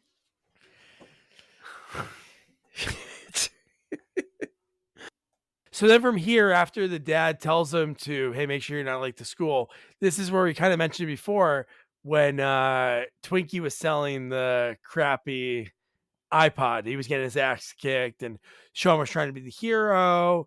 He gave him his iPod, and then Twinkie was kind of pissed at him. Seemed like really pissed at him. He's like, man, I don't give any refunds. Everybody wins. And then that was like the first again, like you said, he was so dumb to flirt with this girl that, you know, her boyfriend's hooked up with like the mafia, but she was like, oh, it's so difficult being the hero, right? And he's like, yeah, it is. And Well, then, you know, I mean, you got to blame the girl too, because she knows, obviously, like she should say, listen, I really can't talk to you. I don't want you to get hurt. yeah, That's all she had to say. Murdered. Although I don't think he would listen anyway, but. No, he would not listen. No, and she was I don't know what else she was in, but she had that look of that time period. Yeah. Like she looked like No, she looked good. Christina Milian. Yeah, like she had like that same look. So I have a question. So did Han explain to Sean yet, you know, what he's been doing? No, he didn't tell him at all. No, he tells him he has a heart to heart with him. He explains that he's a little bit, but he does it. He's very vague about. He is, but he still talks about, like, you know, like doing things on the side or whatever. But again, he's known Sean for one day. The fact that he's telling him about like his sides hustle and all that stuff, like, seems strange that like everybody's just clinging to this guy and like they don't know him at all. Give him the keys to the car, and not for nothing, Sean talks a lot of crap about driving. He hasn't proved himself once so far in the movie. Like, he literally has not. He's crashed every car he's driven. He hasn't well, he kind of won the first race, I guess, in a way, but it just, I don't know. All right. Well, what do you mean when they were broing out having beers while everybody else was on the soccer field? So was that Han's property? Like, I don't understand. Or was that like the high school field? Yeah. There's just like, I wish we knew more about like where he was making money, because the thing that he said that we never found out what actually was the product or service he was selling was when he said, you know, when it comes to you got to make sure you give them their cut, because 50% of something is better than 100% of nothing. So he's basically like, no matter what you do that's on the side, right, you have to give them a little bit of it. So like, there was no way for him to ever, I guess, do anything illegal like side hustle without giving it to DK's uncle. Yeah. And you know, like, back to the girlfriend thing. You see this in every movie. Like, you see it in Karate Kid. He does the same thing. Like, you're the new person, you don't know anybody, and you're going to keep hitting on the one person you probably should not. True. And it happens in every movie. It's like the new person always gets, you know, and there's always that angry either ex-boyfriend or boyfriend. Like, you're the only one. You don't have any friends. DK. You're going to do that? Like, you don't, like, you're going to be that tough that you don't care? No, I know. I couldn't imagine that. To be that blind, I guess maybe. No, it's not blind. He just doesn't care. Like, he's listen, clearly this kid's 17. Okay, again, he's supposed to be 17 years old. Think about when you were 17 years old. Like, this kid has balls of steel. He's talking crap to the mafia, the gang leaders, anybody he can. Like, he doesn't have a fear in his any bone in his body. Not afraid of anything. Well, I guess when you are that young, I remember how ballsy I was with things. I as ballsy as you might have thought you were, you see a gang. Well, not to the wait. mafia. Forget the Yakuza. Gang. You see a gang from anywhere. You're the only one there. You're gonna talk crap while you're the only one there. Like, if this movie was like real reality, he either would have been dead already, or he would have got his ass kicked by every single member of that gang multiple times. Yeah, because in the alley. How about in the alley at the end of the movie? Oh. Yeah, like the guys with every weapon. A guy had the chain, and the other guy had the bat, and then they let him walk right past. Like, they surrounded him, yeah, and then like he just walked right through. Yeah, that's okay. All right.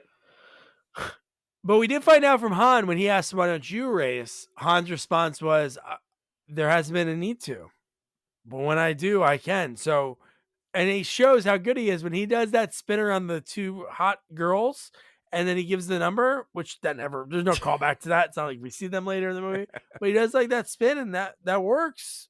That's the mating ritual, I guess, because they were into it. Yeah, but if Sean is that much of a racer, clearly, how does he not how to do that kind of stuff? Like, wouldn't it be part of the... Well, that wasn't Sean doing it yet. That was Han. No, I know, that's what I'm saying, though. But Sean doesn't know how to do it. Oh. So, like, you would think, like, that's part of the job, right? If you're going to be a racer and you street race and you do all these things, like, you're going to know how to drift and do donuts and all that kind of stuff. Like, I feel like Sean just knows how to step on the pedal and go. Yeah, he just knows how to go straight. Yeah. Well, he's like Vin Diesel. Sort of. Oh. He's just how do you live your life a quarter mile at a time? That's how those guys do. But then from there, then if he knew how to race, Jamie, we wouldn't get this training montage of him racing on the fisherman docks. Because how about the Asian guys? We get their subtitles. It's racing is shit. So clearly, this is not the first trainee they've seen because they know what's going on. Oh, I know. They know that this. And it's such a Rocky moment because how many times did he say again? Every time he went up the hill, again. Like, it's so ridiculous. Like, so is that how he almost did it again? And he's training, so he's never done this before. He's training on a mountain. Like one false move and he's gonna go right off the mountain. No, I know. Oh my god, dude! The training there, and then at the end race scene, which they said when they uttered the line, whenever he races, DK is the only one that finishes. In my head, I'm like, when they shut down this road because all these cars and people are dying. They're murdered, and they just ignore the people that died doing it. If he's the only one that finishes, it's like Rainbow Road in Mario Kart. Well, listen, I mean, not for nothing. At the end of the race, when there's a major accident that happens, they're cheering. Like that should have been death. Like that should they didn't know if someone died or not. They were cheering for the winner. They didn't care. They didn't care what happened to that loser. How about the part when after doing the training montage and he's telling him again, how about when Sean, that's when we get to Sean's dad checking the room during the montage and he's not there. And then Sean says to Han, he comes over with his bags. Do you remember? He has all his bags, which we didn't get a scene of the dad saying, "Hey, you're kicked out," and nothing like that. But then all we get Han is saying, "Get this man a bunk." That was it. So we're assuming, okay, the dad kicked him out just because we saw the dad look at an empty room. Okay, now they're roommates. So now he's training all the time. I guess he's going to school. And again, maybe a week. This is a lot of trust and a lot of comfort to someone you really don't know. I know. I just thought it just seemed weird. Like the relationship in this movie, Han treated him like they were best friends. Like the way, it's just weird. It was. I mean, Han basically turned his back against his entire gang to hang out with this one kid from America. I know.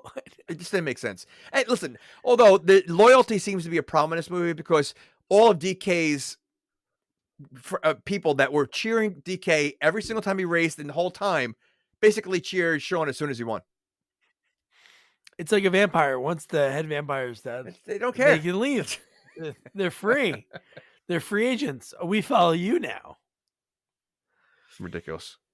That's what it is. But then we get from there. This is when we talked about it earlier when he's flirting with the girl and he's Bama Boy, and then they go on their date. Did you notice some of the things when they're eating on their date? Because that's those other a lot of European and Asian countries. They have vending machines. They have the funkiest stuff, especially in Japan and China. One of the vending machines says 100% fresh lobster, and it was like a soda machine. It had the buttons like a soda machine. No, I did not notice that, but I'm not surprised. I mean, I know they eat squid live. Did you know that? Yeah, that's cool. There was the movie. I don't know if you saw it. I forget the Old Boy. You ever see Old Boy? Oh yeah. So I've seen both of them. Okay, so did I. So there's a scene where the woman is eating an octopus. I guess at the sushi place. Well, what's his face? does it in the second movie. What's his name? Who starred in the second movie from the Goonies? Josh Brolin. Yeah. He actually did it, I think, Brolin. in real life. Like he did it too, just to be, because it's, and Wow. yeah, they eat it alive. So I mean, that's Ugh. pretty hardcore. Couldn't imagine that. But then from there, they have their fresh lobster from the vending machine. Then they go on a drifting date, So and it's like is really she- romantic. How is she- about all the cars drifting? Oh, it's so corny. I mean, the fact that they're doing that, but like, is she still with the other guy, DK, at this point? She is. So 'Cause then what is I she think doing? she's really not with him. I think he has this stronghold on her because I think she's poor. I think that was her whole thing, because he says people like you need people like me. Like when he's giving that speech to her, when he has the gun and he takes her. Or does she like When the dad power shows and up? she just goes to whoever it seems to be? But the fact that, again, she knows what could happen to this kid if she's hanging around him, and she doesn't care.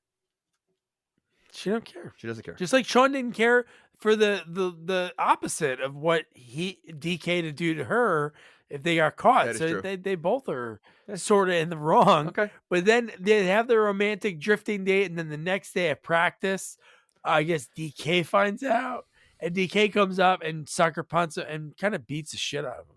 He He does. says, "Stay away from her." I was expecting a little bit more karate. They look like a karate I gang. was getting more fighting from Sean. Like I Oh, wanted I mean, more something. I also expected his cronies to get involved. Yeah. Because I know the blonde, he knows martial arts, because he's on a show called, I think it's called Warrior or something. I've watched him and I've seen him, so he can fight. Oh, really? Yeah, I recognize him. I just can't believe Sean, he just can't find any other girl. Like, if you remember earlier in the movie when the two cowboy girls that were starting the first race, I'm like, well, those Yeah. are attractive. No, he's fine. I'm just going to go with this one girl. He likes to go for the ones he can't get, although he always gets them. Because technically But how crazy is that? So DK wants to be with her, right? He wants this girl so bad that he's going to punch. The next scene when she finds out that Sean gets beat up and she goes through the arcade to the leather chair that he's sitting in. And I don't know what time it is, but he has a glass of champagne and two girls sitting on his lap. And he's like, wow, you know what? This is what's going to keep her. Like, you don't want to be with her. You want these other girls. Like, what? and so clearly DK is not a high school student. So how old is he that he's having a rival with a 17-year-old? Great question. I don't know. I mean, That's a really great. Yeah.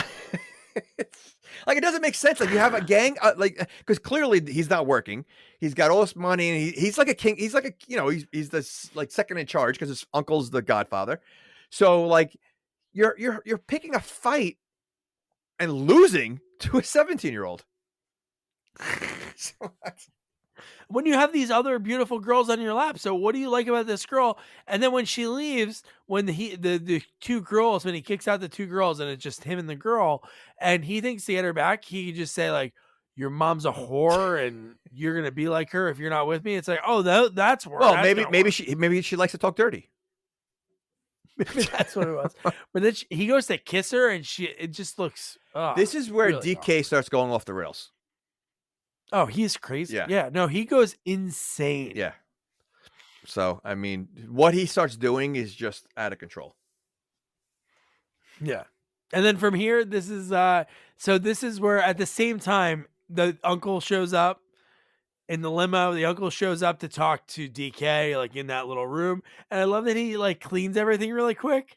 And he even offers his uncle the chair that he just had the two girls in. And then at the same time, the girl is going to find Sean so they're going to hang out at Han's garage. So all this happened at the same time. And we kind of mentioned this before. The uncle lets him know, like, hey, I know your partner's screwing us and stealing money from us.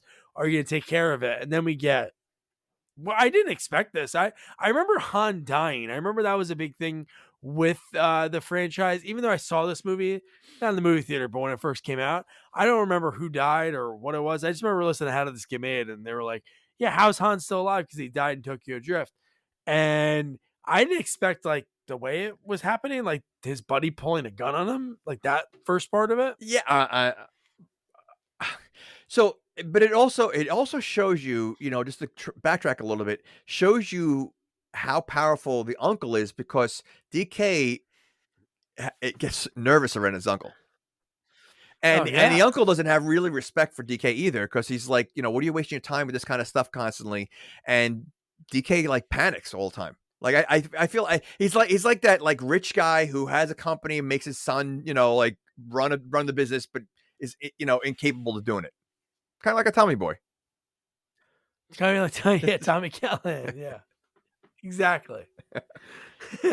But no, the fact that in the seconds he goes, yeah, well, you have to take care. I will take care of this. And then he goes, and then you get them like friggin' just the whole. No, he's ready for murder. Chasing. He's ready for murder. Like he in his mind, he's just gonna kill everybody. He's gonna kill Han and Sean. Oh yeah, dude. He has a gun right in Han's face, and Han's still calm for having a gun in his face, or even knowing this guy's pissed. He's like, "Come on, man, you know that." I'm like, whoa, man. Yeah. Now you're like sort of admitting it. This is gonna get pretty crazy. Yeah. No. And listen, I mean, get away, Han. Yeah. No, go ahead. No, say Han knocks the gun away, and then they're all able to get away pretty quick. Very quick. Just by closing the garage doors. Bow Wow sneaks back. He hits a button that's like an emergency release because they slam it right on the car. So one of the cars is ruined. Yeah, and this chase goes on for a while. It's a cool chase. Like I said, the weaving in and out of these cars, are ridiculous. But not one cop in sight. I know they can't keep up, but they're not around at all. It's throughout the whole movie. Even when the car explodes, no one's around. No one at all. No. But do you remember what Han did? Han saved Sean because DK at first, obviously his goal was to kill Han, but then he had that thinking about his girl with Sean. He was getting ready to like kill him because she was in the car too. That's right. And when you see Han look at him and pull the e-brake and hit him, and then that's when all hell obviously went downhill for Han. So that right there, what you just said made me think, and I thought about this when I was watching the movie, and this happens all the time in like chases and everything else. All one car has to do is like go to the side and step on the brake. The other car will fly right by, and then you basically turn around and you'll be able to escape. No one steps on the brake ever. Nobody. Never. And I think it'd be really funny in a movie if they did that, like a comedic movie, because it'd be great to see the person slamming the brake and the other car going, oh shit. They start turning around and the other one starts going, and then they just like keep doing it. Or like not even like super fast driving. Or all the cars are all loaded with gas. They're all filled with gas. Jet fuel. They're holding jet fuel in the trunk. And is that how cars? Again, I'm not a car guy, but are there switches that can do like a nitro that your car can just like go super? Yeah, that's real. That's real. That's crazy. Okay. You know what? I don't know that for a fact, but if that's not real, it's kind of silly to have that trope. It's in every movie. Every cool car has that. Racing movie. Yeah. Okay. Everyone. All right. Even in Tommy Boy, right? Isn't that what he hits in the cop car? Oh, the cop car has it? Start laughing. Oh, I don't. The nitrous. Maybe. Yeah, maybe. Okay.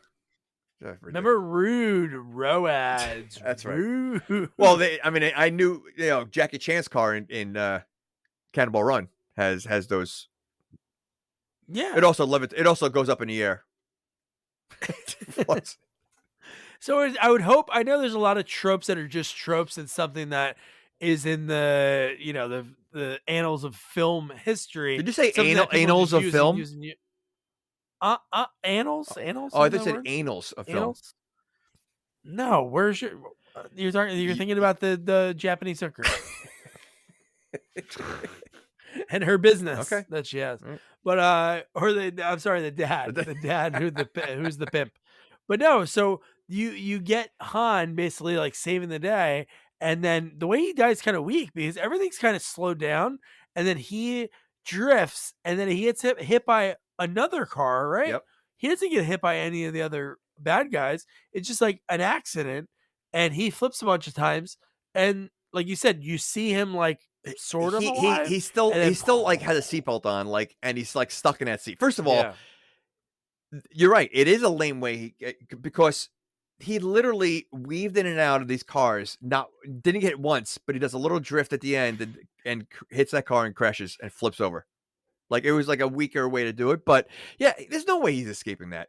I mean, and even if he did, there's obviously there were some people around watching this happening, seeing the explosion.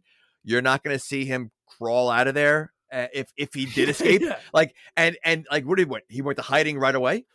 Like, he was pretty he would be hurt and pretty beat up. He's not moving that far. So the fact that they made him still be alive is ridiculous. No.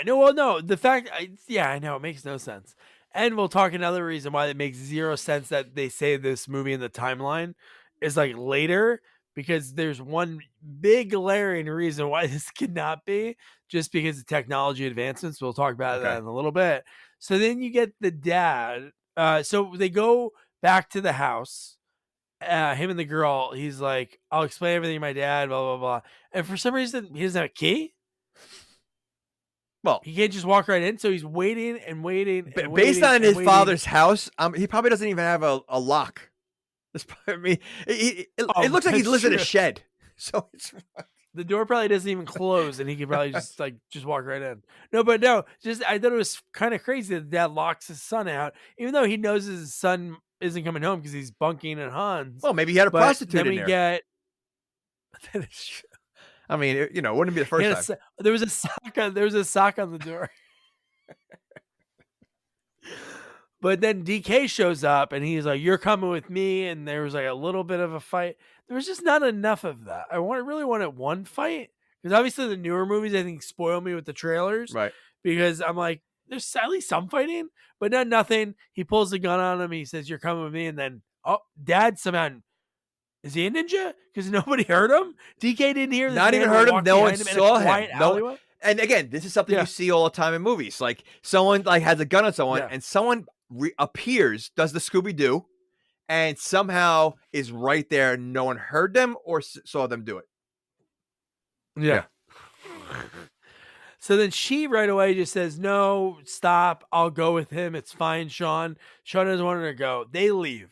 And then the first thing that Sean does, I don't know what time it is. I'm guessing it's really late. I don't know why. I'm just guessing it, just based on obviously how dark it is, but just thinking of the events of the movie from when we saw the beginning of this sort of night begin. But he looks at his dad and he goes, "I did this. I can't run away. I have to go fix this." And I'm like, okay, can you fix it in the morning? You're going to do all this now? But what is he fixing? Well, he wants to get the girl. Okay. So what I did this did what though? Like and to fix this is not getting the girl, because he was still trying to get the girl. That's not fixing anything. So like the girl going back to DK, everything's back to where it started from. It was, right? When it started. So what did he do, and what is he trying to fix?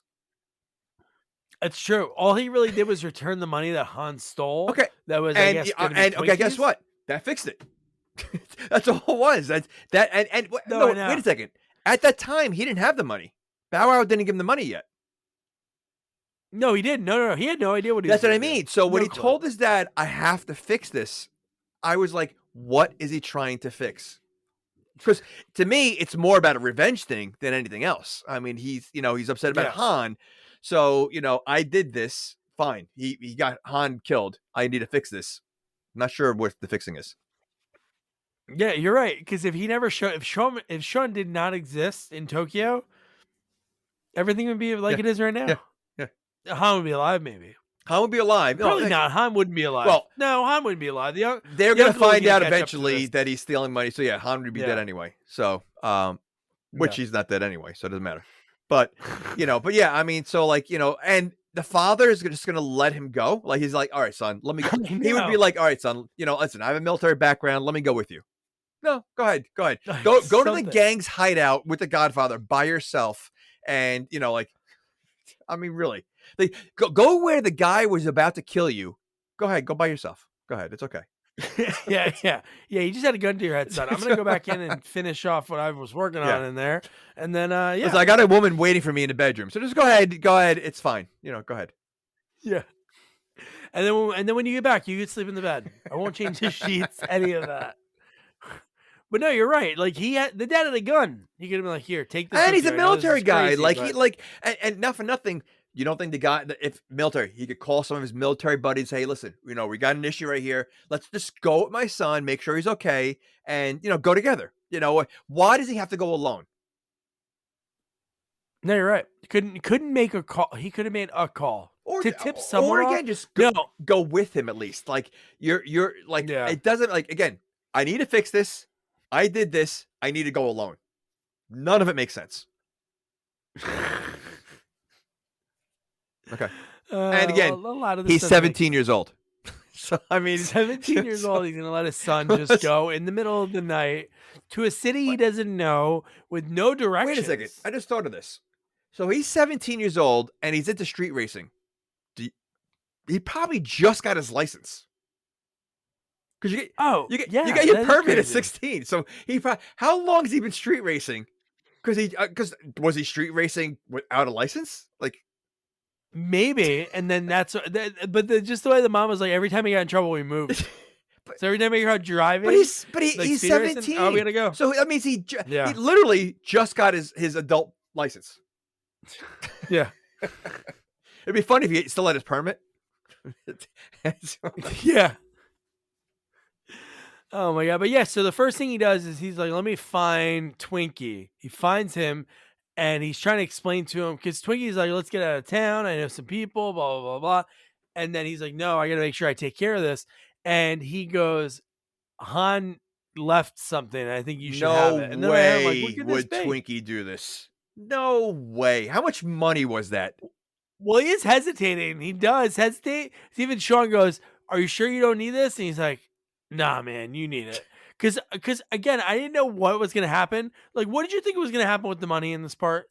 Did you really think it was going to be as simple as, here's the money? I thought we were going to get like a poker game.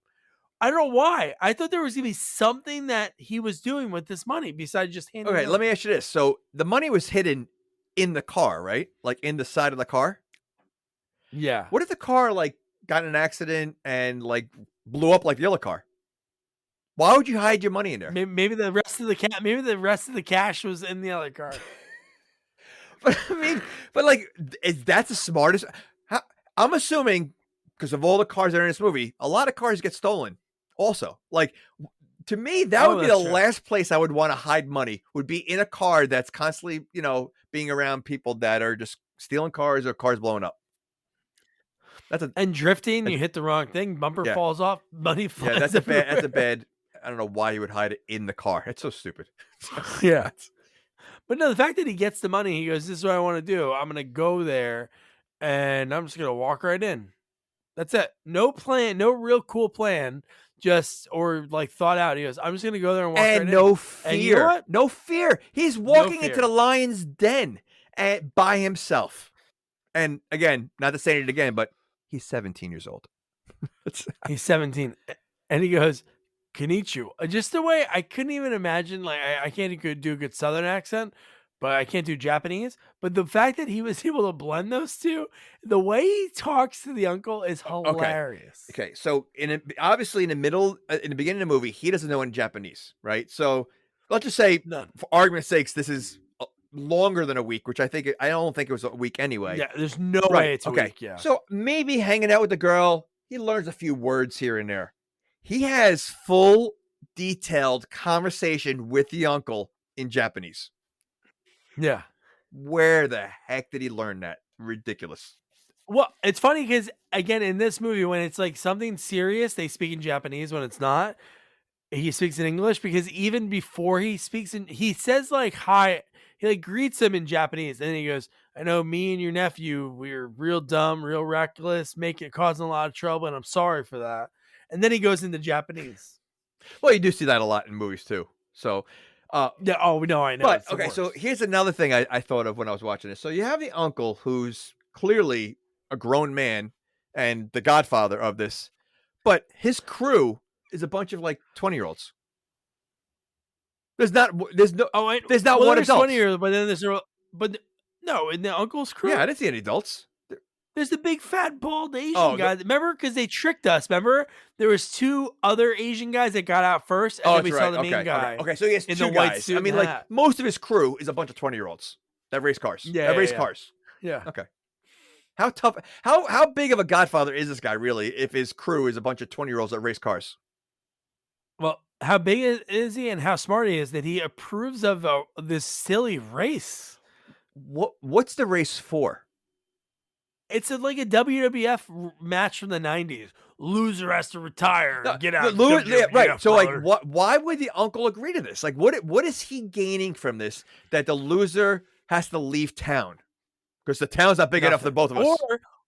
Or maybe the uncle's like, man, DK sucks. He's really screwing up. I hope this white kid wins. He goes, listen, I was on the verge about to kill him, because he's screwing up so much. But you know what? This will save me. Maybe he'll die in a car accident. Yeah. It just the motive of this, like the plot of this movie, and then the motive, they end up having a race just so one can leave. So you're telling me Sean wants to stay there? Like it's been nothing but problems since he got there, and he's like basically miserable. He knows two people in the entire week that he's been there. It's been nothing but chaos and death and everything else. So his goal is to stay there so DK can leave. I know. Okay. What? Yeah. Why would just because a girl? You don't want to live with your dad. Okay. And you can't stay in Han's place anymore. And again, he's known this girl for a week. I mean, to put your life on the line now for a race that that no one ever makes it except for DK, you're going to do that for one girl that you just known for a week? Yeah, and he still has to sort of practice, and then the police take everything. So there's one. How about the car that's left, and it's all trash, and then they open the hood, and it's a brand new engine. It's like, oh, wow. And they get and then you knew what was going to happen next. Yep. And they got excited about that. And the dad's car. How long do you think it took them? So if you had to take reality again, we're not men. Because about cars, but if you took how they did in a movie and you took real life, how long do you think it would take to build a car that is able to race a car that's been racing? I can't imagine. And while I'm all in school, and doing homework, right. I mean, in movie terms, it looked like it took maybe it took them maybe an hour. I know. Because I feel like they were in the same clothes. They were in the same clothes. Didn't change. Yeah. We didn't get any calendar flip, anything like sundown. They sunset, literally put together a car that runs, that can race in so quick and ridiculous. Yeah. Okay. So here's ridiculous. My next note. Here it is. Okay. So if they're gonna say this is in the latter part of the timeline of the franchise, 2006. Do you remember when they were watching on their cell phones, on their Motorola T720s? That I used to sell that phone when I first did telemarketing when I was 19. The picture was terrible, but somehow when they show Bow Wow's phone, it is HD in a little screen. So I was confused on that. So how'd they get the entire track on there? How are they watching the race? There was I guess cameras set up that we didn't see that were set up on the track, but everybody was somehow in technology that you can't go to a website. Somehow they were all connected to some sort of website and watching. And you said a camera? It would have to be multiple cameras because they were constantly drifting around. No, there was a lot of cameras. That's ridiculous. There was a lot of cameras that they kept switching, but the technology wasn't there. No, I know it wasn't there. That's what I'm saying. So it doesn't make sense what they were watching. Because before the race, he did something where it was almost like he was using a drone that was going on the path of the yeah. But there was nothing in the air. They didn't show what was filming it, and then he was able to whatever he saw the race, he was able to put it on his phone. It made no sense. Okay. And we talked about it before, is the racing scenes, stunts were cool, stuff like that's cool, but there's nothing for us to really talk about. We just get a flip. He flips over he should have been dead. He should have been dead. Like I said, and again, the how fast that his friends and group left DK after he lost because his DK could have been dead. He's flipping down there. Sean wins, and they're cheering. Like, literally, the car's like, I mean, they just saw Han die recently, flipping over. This could have happened, Yeah. No, they were cheering for Sean, immediately dropped DK. They're fine with it. And then when the uncle, right away, I was thinking in my head, I'm like, what stops the uncle from killing him? And the uncle walks over. Wait, slow walks over. It was like, it was a I slow know. walk. What? Yeah, so dumb. You're free to go. Okay. We're good. And that's it. That was, free to go. And then we get the end Oh of my the movie. gosh. So that's the end of the first movie. Okay. And the end of the movie. Okay, the end of the movie is a main reason why I don't watch any of these movies. And that has to happen for no reason at all. Like, no reason at all. Somebody here that wants to race you. I'm done racing for today. At first, he looks at his girl and he's like, I'm done racing for the day. Again, he's 17. Wait. Probably. So he's now all of a sudden the kingpin of racing because he won one race? Well, he's the DK. I know. So like, does he race all the time now? Like, because it made it sound like I'm done racing for today. Like, because obviously it's another day. So it's like, is that all he does now? He just race? Doesn't go to school anymore and waits for someone to challenge him and he races every time? And now... And they don't race for money. They don't race for money. So how what do do they race? money? And who is he racing? Like, and now all of a sudden he's so good that he wins all the time. And they call him the new. He wants to race. You're the new DK. And then he's like, but he's from America. And he said he knew Han. And he's like, okay, I'll race him. And then I knew this, but just seeing it again because you see him get in his car, and then you see the camera pan, and you see, and I'm like, oh, I knew. The minute they said, like he knows Han or something like that, I knew it was going to be him. I mean, I didn't know. I'm just guessing just because, they made it dramatic. And, it's like, I can't. How'd you know Han? Oh, I knew him from the States. I won this car from him. And then in my head, I'm like, wait, so like in this universe, Dom hears of Han dying and he goes, you know what I gotta do, man? I gotta fly my car to Japan and race a guy. And how would he find that? How would he find out that Han died in a street accident? Like, how would he find out across the country that Han died? And like you said, he had to ship his car with him. Yeah, so dumb. I gotta make sure I bring it so I can drift against. Oh my gosh, so stupid. And they sort of make fun of that too. He's like, this kind of race, this isn't like just going straight. And then just the way Vin Diesel, I feel like he probably does everything in one take. And they're like, can we do that again? He's like, I'm good. But listen, he probably says this is the best you're gonna get. So that's it. The best you're gonna get. Oh man, it's crazy that there's 10 of them and the 10th one's coming out. But yeah, well, we did it. We finally got one under our belt. Fast and the Furious Tokyo Drift. Jamie? Nope. Just don't even ask. To me, I mean, if I think this movie was horrible. I think the acting is bad. I think the whole plot is stupid. There's so many like just loopholes in this that there's no. I mean, there's 10 of them. I mean, pick another one. I mean, and crazy. If people like this one, I can't imagine how bad the other ones are. Then. So like I saw the first one. The first one is better than this one, I guess. I didn't like the first one either, but no, I feel like there's no. To me, Fast and Furious. If you're a car person, that's probably the main reason why people like the movies. They like looking at cars. They like to see cars go fast. I could care less. So, to me, I don't think this movie's worth it. I would think also people like the Vin Diesel team, of people that are in all the other movies. The fact that this one has nobodies, I think there's really no need to see this one. Yeah, no, I agree. Like it was fun to watch because I knew we were going to talk about it. So like the conversation part. Your idea of fun and my idea of fun are two different things. Well, I enjoy watching movies.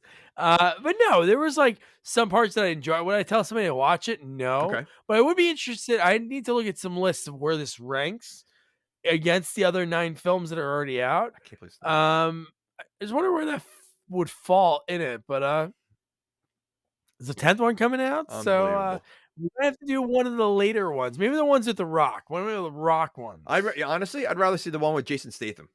If I had to pick one, Yeah, that's like 6. okay, if I had to pick one, I mean, listen, John Cena's in one. I mean, like it's ridiculous that Vin Diesel has to find all the biggest guys to go against.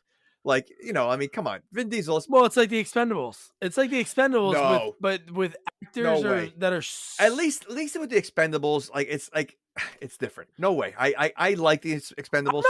I'm not knocking the Expendables. I'm just saying he goes out. Yeah, but it's but my point Momoa, is, but like Stallone can handle himself with like say a Van Damme. Like listen, Stallone's Rambo. So. No, Vin Diesel, who's Vin Diesel that he goes against The Rock, who could crush him? He goes against John Cena, who could crush him, and now he's going against Jason Momoa, who could crush him. Like and not for nothing. Like when I watch the trail, and I like Jason, I like him in some movies, but the way he's acting in a trailer, it looks so like over the top villainish. Like he's just being so like over the top that it's going to be horrendous. I know it'll make $1 billion by week 3 worldwide somehow. It's unbelievable. All right, so that was the Fast and the Furious, and I am furious. Drift, and Jamie is furious. And next up is a fun movie. Really like sci-fi ish comedy. Has a lot of actors that like George Takei.